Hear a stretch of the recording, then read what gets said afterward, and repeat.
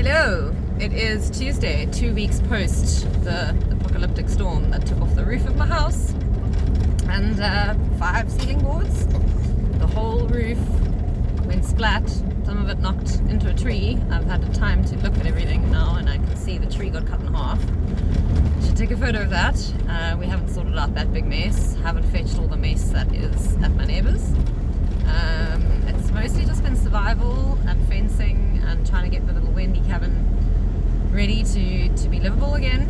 So now the shower base is out and we can see all the borer beetle damage and the water damage. The shower wasn't put in level, so it's going to be interesting refitting it. And I think come up with some really good ideas with my lovely neighbour, who we're not going to use the floor beams. They're expensive. Being kind, they should be cheap. We're actually going to use marine ply to replace the floorboards that we've just ripped out. That was quite difficult without a crowbar. I didn't have to do it though. I was busy cutting down bits of trees and rebuilding electric fence lines. But yeah, my cousin has cut it all out now, and so we have some clean, nice wood in the shower. We just got to reinforce with new reinforcing purlins. Maybe put some more bricks underneath where the shower's going to sit on top of. Didn't have that really, one bit of bricks. And then it won't move, and maybe it'll even be more level. But just in case it's not level and the water is still pooling and not draining and sitting at the wrong angles as water does, we're going to use some oil-based paint on the box that we're going to box the shower in with, the base, and we're going to put in one of those cheap little plastic white grid drain things, those cheap shower drains.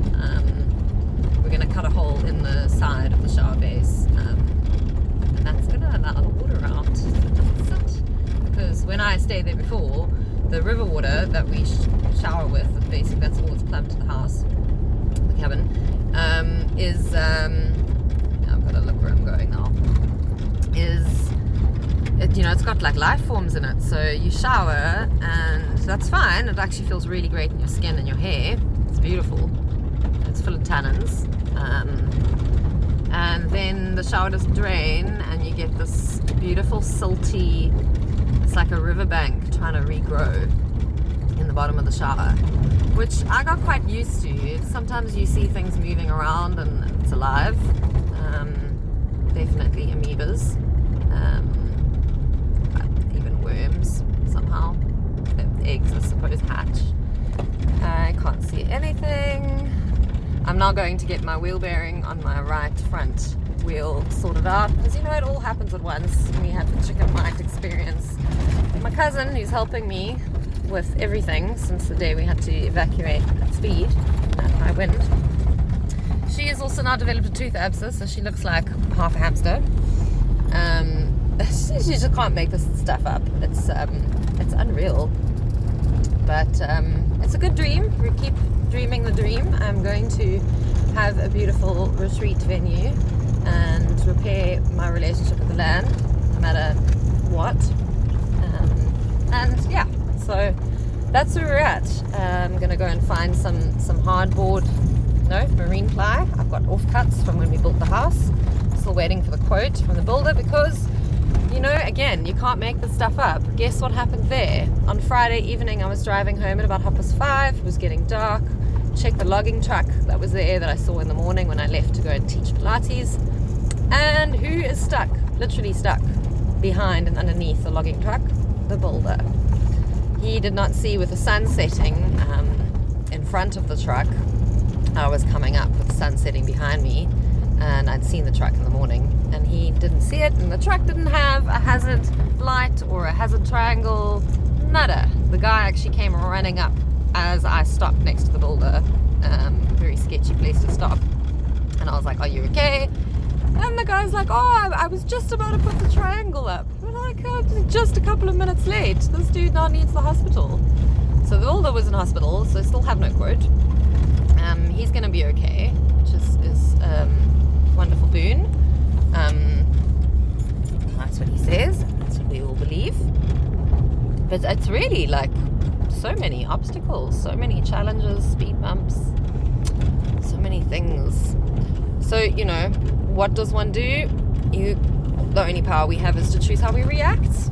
And okay, laughter isn't always what you need to go proactively forward with, but it's certainly very helpful. And I must say, this last week, I think it was like day 12, day 13, was actually I was losing my sense of humor. I was starting to get very hurtful. I've fallen back in love with the land, though, and the sound of the lambs running after their mummies, running. It's very, very cute.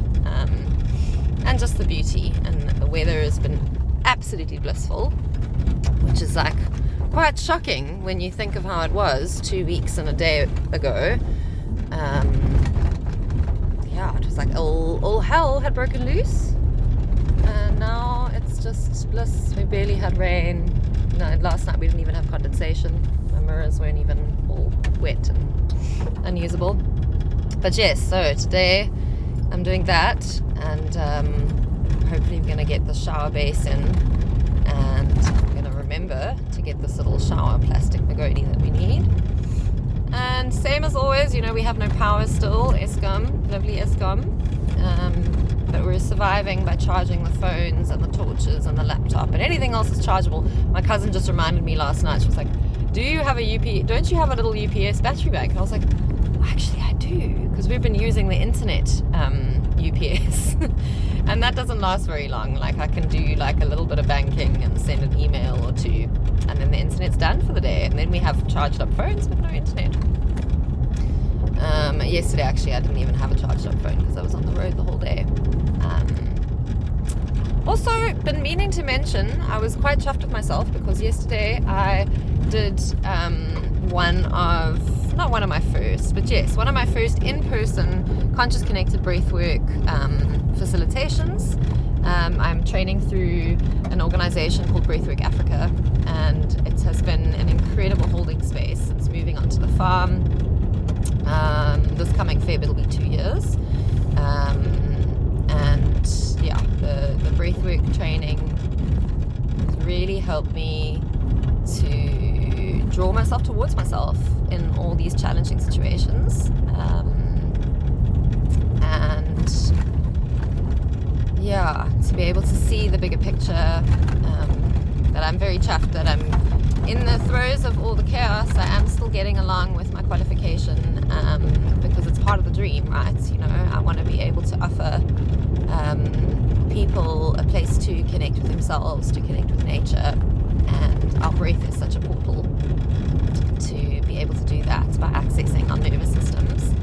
And like no day on the farm is the same. You just never know what you're gonna get, and it's wonderful to have that connection with nature, the building stuff going on, the repairs, the constant issues, the wild animal issues, domestic animal issues, and then to top that off with a little bit of Pilates, be able to carry nice big 50-kilo cement bags with good form. I can only do a few and then I'm buggered. But my arms are starting to get really ripped, too ripped actually, it's getting embarrassing. And then of course the breath, to come back to the mindfulness. I wouldn't trade it for anything, although I think a lot of people think I'm absolutely crazy, about to move into a Wendy cabin again for who knows how long.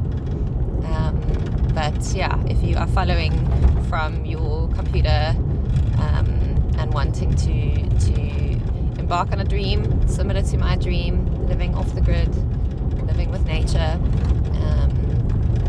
being held by nature through all the ups and downs,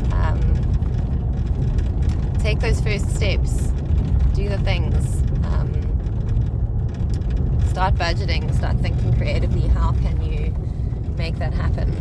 Maybe the land for you is your garden. How can you live off the grid, be independent, and foster that relationship of the earth, air, fire, and water?